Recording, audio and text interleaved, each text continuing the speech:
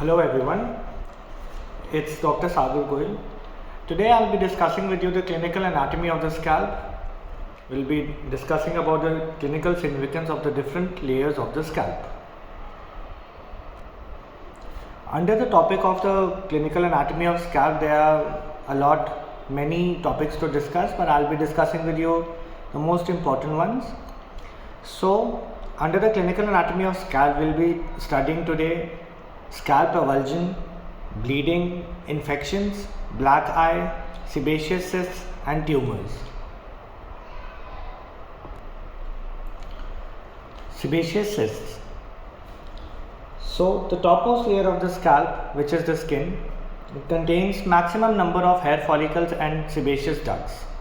So हमारा जो सबसे ऊपर वाला लेयर होता है स्कैल्प का, उसमें maximum number of hair follicles होते हैं और सीबेसियस डक्ट्स होते हैं और स्वेट ग्लैंड्स की भी प्रेजेंस होती है, जिसके वजह से it serves as the commonest site for sebaceous cysts.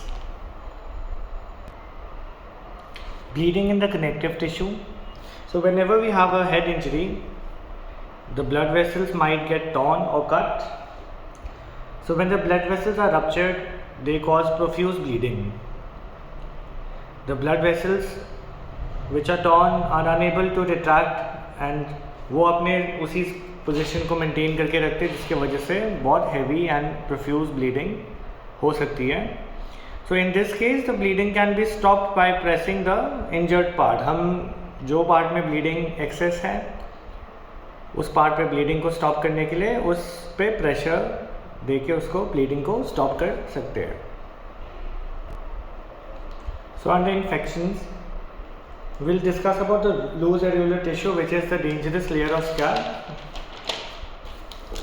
So since the scalp is a area which gives passage to the emissary veins, it connects the intracranial veins to the extracranial veins. So whenever we have a head injury, जब भी हमें head injury होगी तो blood and pus loose areolar tissue में collect होने के chances होते हैं, जो in turn इन्फेक्शंस को पास कर सकता है emissary vein से into the intracranial venous sinuses. As you can see in this diagram, this is the intracranial venous sinus and infections may pass through the emissary veins. This can lead to the thrombosis, which can lead to death. Next I'll be telling you about is the black eye. So whenever we have a head injury, so the blood collects in a artery because the top three layers are firmly adherent to each other. तो ऊपर के जो तीन layers होते हैं वो इतने firmly एक दूसरे के साथ फ्यूज्ड होते हैं, उनको डिफ्रेंशिएट करना बहुत डिफिकल्ट होता है. So the fourth layer that is the loose areolar tissue, यहाँ पे जो होता है हमारा ब्लड कलेक्ट होता है. The blood, since it cannot pass into the occipital or the temporal region because of the bony attachment of the occipitofrontalis muscle, जिसका aponeurosis आपने पढ़ा था, तो ब्लड ऑक्सीपिटल और टेम्पोरल रीजन्स में नहीं जाएगा, फ्रंटल पार्ट पे ब्लड पास होगा. So to make it, I'll explain you. This is the occipital region, this is the temporal region. So यहाँ पे इतने सेक्शन में एक बोनी अटैचमेंट है and this is the frontal part, so the blood will pass into the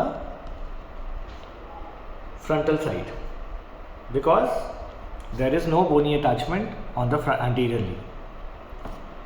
So the blood and fluid, it can pass through into the eyelids because of the occipital frontalis muscle does not have any bony attachment anteriorly. So there will be formation of hematoma near the eyelids few hours after the injury, causing black discoloration of the skin around the eyes.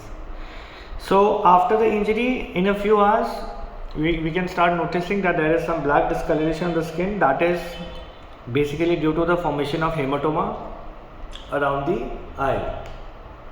So this black discoloration of the skin around the eye is known as the black eye.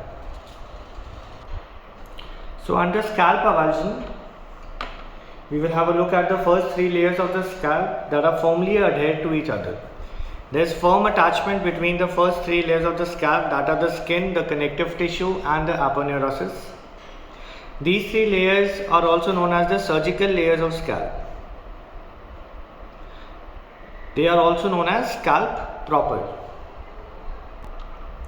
Let's say, for example, when our hair gets caught in a machine, the scalp proper will be avulsed. So all the three layers will come out together. There will be avulsion of the scalp proper. So what happens now, since the scalp is exposed, now due to high blood supply, this region has very rich supply of blood due to presence of a lot of blood vessels.